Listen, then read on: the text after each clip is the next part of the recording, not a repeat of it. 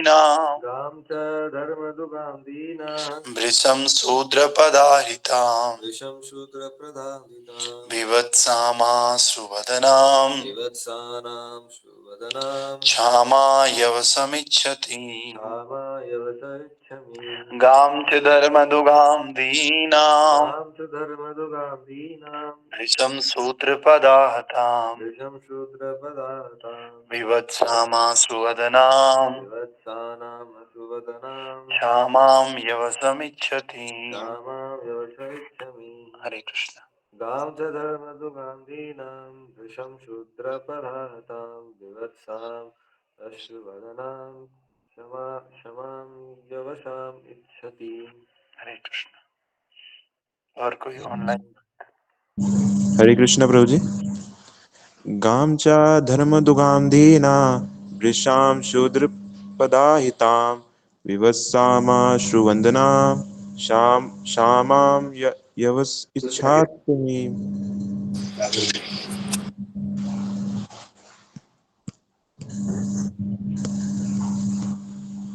हरे कृष्णा प्रभु जी। हरे कृष्ण।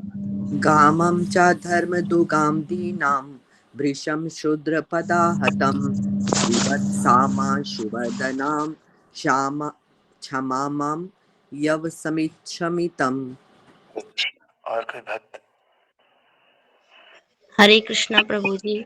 हरे कृष्ण। गांच धर्मधामा दीनाभृशं शूद्रपदाहात्म विवत्सामाश्रुवदन क्षमायवस्मिच्छमितिमा। हरे कृष्ण प्रभु जी। हरे कृष्ण। और कोई भक्त?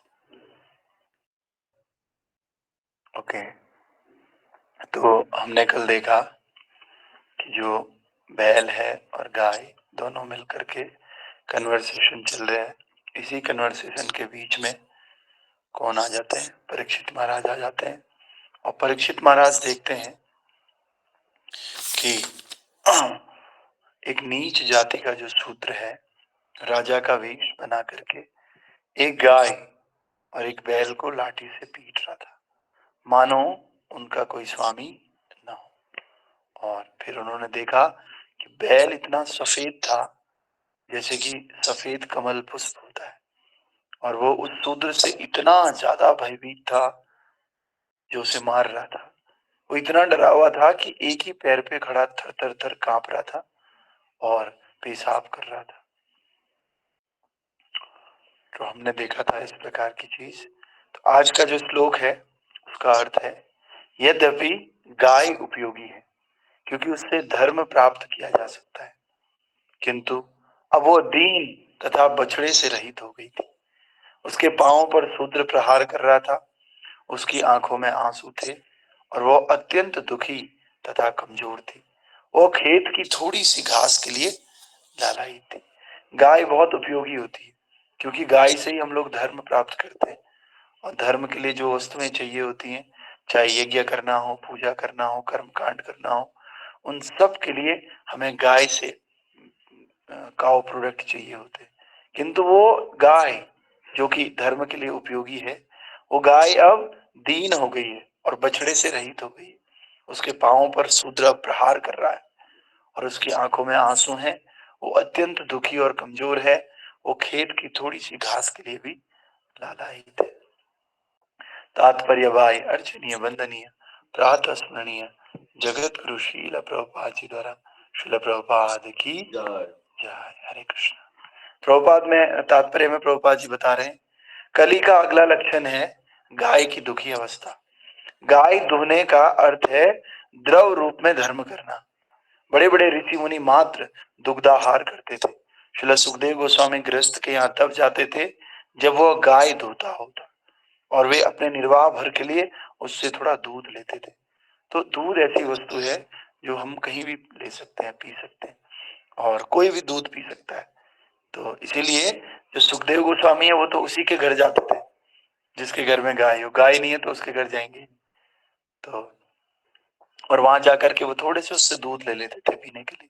यहाँ तक कि 50 वर्ष पूर्व तक लोग साधु को एक गिलास दूध पिए बिना नहीं रहते थे। साधु को दूध ही दिया जाता था। चाय का चलन तो अब आया है, और खाने पीने का चलन भी अब आया, पहले दूध दिया जाता था। प्रत्येक गृहस्थ जल की तरह दूध देता था। सनातन धर्मी वैदिक नियमों का अनुयायी के लिए यह प्रत्येक गृहस्थ का धर्म है कि वो न केवल दूध प्राप्त करने हेतु अपितु धार्मिक नियमों को प्राप्त करने हेतु गायें एवं बैलों को रखें। तो अब आप लोग सोच रहे होंगे कैसे रख लें शहर में गाय और बैल को। तो सनातनी लोग धार्मिक नियमों के आधार पर गाय की पूजा करते हैं और ब्राह्मणों का सम्मान करते हैं। यज्ञ की अग्नि के लिए गो दुग्ध की आवश्यकता होती है और यज्ञ करने से गृहस्थ सुखी रहता है। यज्ञ शिष्टासनो संता मुच्यन्ते सर्व किल विषय भुंजन्ते त्वम अघम पापा ये पचन्त्यात्म कारण। यज्ञ करने से व्यक्ति कैसा रहता है? खुश रहता है।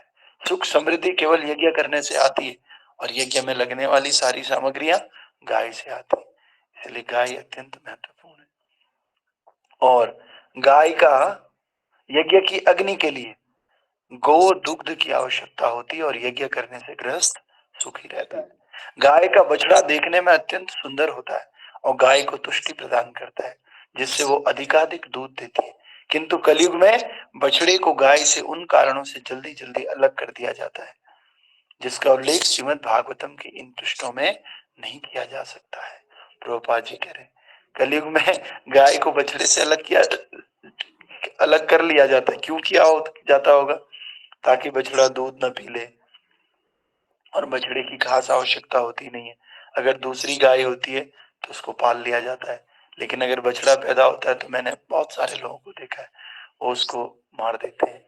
ये भूखा ही दो तीन तरीके हैं, या तो उसको दूध ही नहीं देते, खाने को देते नहीं, अपने आप ही मर जाता है बेचारा। ये मैंने अपनी आंखों से देखा है। दूसरा, ज्यादा अगर कई लोग बहुत क्रूर हैं तो उसको रख के पीछे और किसी बड़े पहाड़ से नीचे फेंक देते हैं छोटे से बछड़े को। तो इस तरह के लोग कलयुग में हैं। तो गाय को उनके बछड़े से अलग किया जाता है। गाय अपनी आंखों में आंसू भरकर खड़ी रहती है और शूद्र ग्वाला कृत्रिम रीति से गाय को धो लेता है और जब गाय दूध देना बंद कर देती है तो उसे काटे जाने हेतु भेज दिया जाता है। तो वास्तव में सब कलयुग का प्रभाव है। कलयुग में क्या है कि जो व्यक्ति ब्राह्मण क्वालिटी वाला होगा उस व्यक्ति को सम्मान नहीं दिया जाता है। जो नकली ब्राह्मण बनेगा, इधर उधर की बातें करेगा, उसको ज्यादा सम्मान दिया जाएगा। इसीलिए कह रहे हैं कि कलयुग में अगर हमें धर्म प्राप्त करना है तो गाय बहुत आवश्यक है। इसीलिए भगवान श्री कृष्ण का मंत्र क्या है? नमो ब्राह्मण देवाय गो ब्राह्मण हिताय च जगत हिताय कृष्णाय गोविंदाय नमो नमः। भगवान श्री कृष्ण को अगर प्रसन्न करना है ना तो हमें दो ही लोगों को प्रसन्न करना होगा, एक गाय माता को और दूसरा ब्राह्मणों को, वैष्णवों को प्रसन्न करना होगा। लेकिन आजकल दूध की प्राप्ति के लिए, जैसे मैंने आपको बताया, बछड़े को अलग कर दिया जाता है गाय से, क्योंकि बछड़ा सारा दूध पी जाएगा, गाय का उतना प्रोडक्शन मिलेगा ही नहीं मिल्क का, और लोग फिर क्या करेंगे? दूध को बेच नहीं पाएंगे, उनकी इनकम हो नहीं पाएगी। तो ये सब पैसे कमाने का धंधा है, धर्म कोई नहीं देख रहा है। इसीलिए प्रभुपाद जी कल के तात्पर्य में कह रहे थे कि वैश्य शूद्र ब्राह्मण क्षत्रिय सब दूषित हो गए, सब कल्प्रिट हो गए, पॉल्यूटेड हो गए कलयुग में। और जो वैश्य है, वैश्यों का काम होता है गाय का पालन करना, कृषि करना। तो ये कृषि और गो उनकी रक्षा के लिए नहीं पालन कर रहे हैं, अपने व्यवसाय के लिए कर रहे हैं, पैसा कमाने के लिए।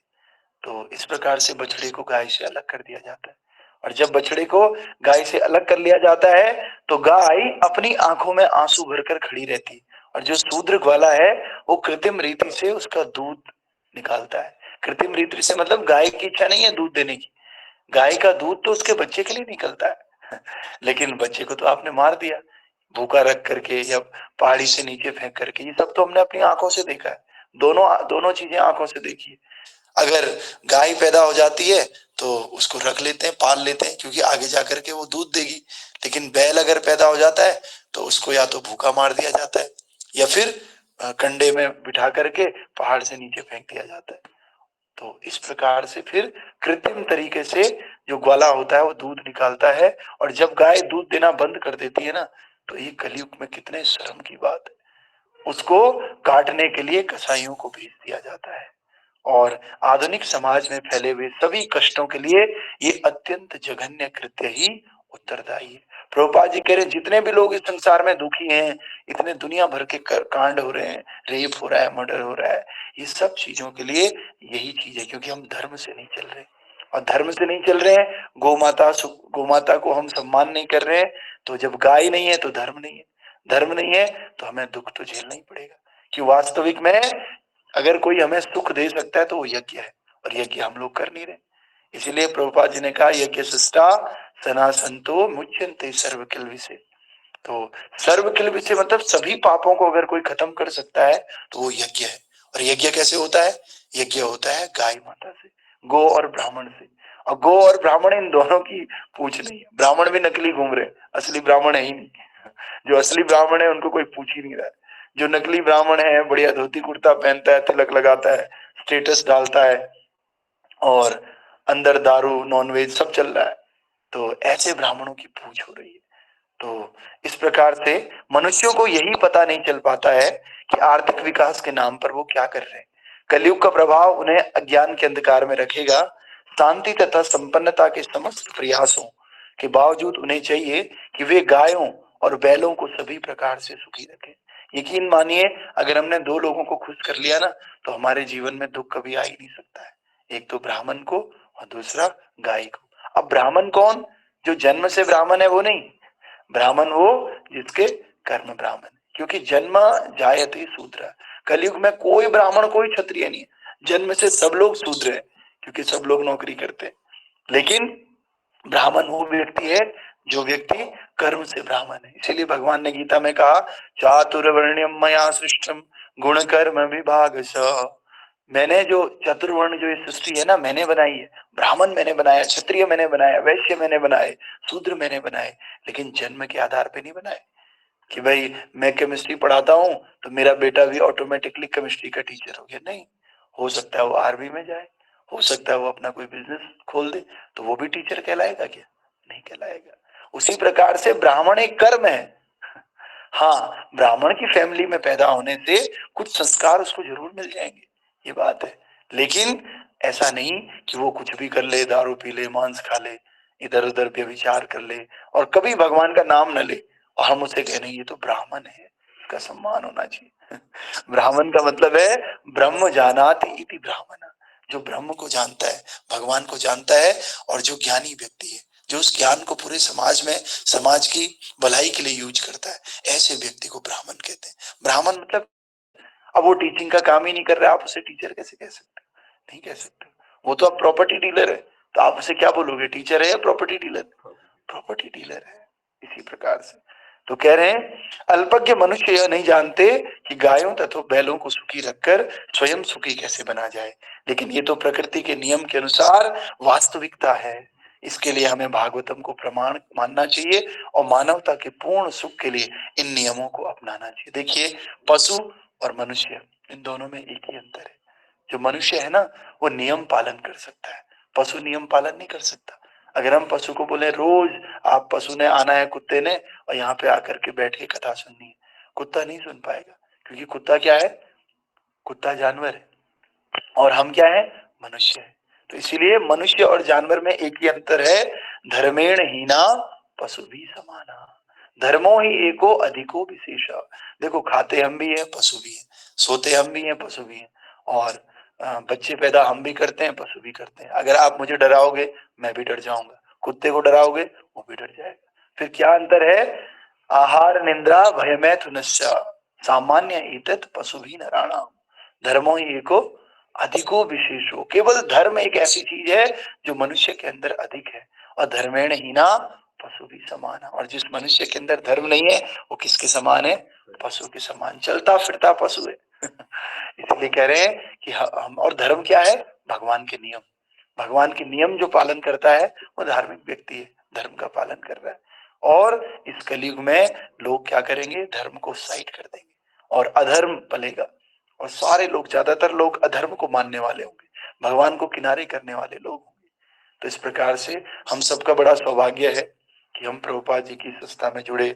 हम देखिए सुबह सुबह लोग क्या कर रहे होंगे, कई लोग तो आजकल सर्दियों उठ नहीं रहे होंगे, अगर उठ भी रहे होंगे तो कोई अपने काम धंधे में गया हुआ है, कोई अधर्मी काम कर रहा है, कोई कुछ कर रहा है, कोई कुछ कर रहा है, लेकिन हम लोग बहुत भाग्यशाली हैं। आप लोगों को प्रभुपाद जी को बहुत धन्यवाद करना चाहिए कि हम लोग उठ करके श्रीमद् भागवतम, जो कि हमने सुना भी नहीं होगा, भागवतम का श्लोक पढ़ रहे हैं। और 16 कितने अध्याय कर लिए हमने? 16 अध्याय हमने कर लिए, 16 चैप्टर्स, और पिछले 3 साल से ये चल रहा है। तो आप लोग रोज इसमें आओ, रोज आकर के एक श्लोक भी अगर भागवत का आपने रोज पढ़ लिया तो हमारा जीवन सुखी। क्योंकि कहते हैं नष्ट प्राय सुभद्रेशु नित्यम भागवत सेवया। नित्य मतलब रोज, और भागवतम मतलब श्रीमद् भागवतम, सेवया मतलब सेवा करना। अब भागवत की सेवा कैसे होती है? ऐसे थोड़ी आप भागवत के पैर दबाओगे भागवत की सेवा उसको पढ़ने से होती है। अगर हम भागवत को पढ़ते हैं तो उसकी सेवा कर रहे हैं। तुलसी महारानी की सेवा कैसे होती है? तुलसी को जल दे करके होती है। अगर आप तुलसी को बोले मैं आपके पैर दबाऊंगा या आपको खाना खिलाऊंगा, तुलसी मैया खा लेगी खाना? नहीं खाएगी। तो तुलसी की सेवा कैसे होती है? पानी डाल करके। ऐसे इन ग्रंथों की सेवा होती है पढ़ करके। तो इनको पढ़ना चाहिए रोज। तो इनको पढ़ करके क्या होता है? नष्ट प्रायसु अभद्रेषु, हमारे जीवन में जितने भी अभद्र हैं उन सब का नाश हो जाता है। क्यों? क्योंकि भगवते उत्तम श्लोके भक्तिर भवति नष्ट की। क्योंकि भागवत के अंदर ऐसे ऐसे श्लोक हैं, उत्तम श्लोक, कि हमारे नष्ट तो होते ही हैं अपराध, साथ ही साथ भक्ति में भी प्रगति होती है, और हमें वो आनंद मिलता है जिस आनंद की हमने कल्पना भी नहीं करी।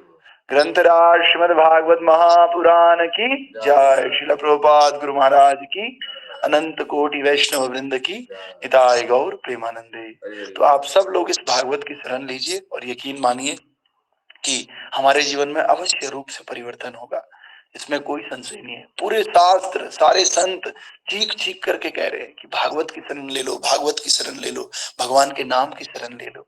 तो आप सब लोगों ने आना है, बहुत ज्यादा टाइम नहीं है, 7 बजे।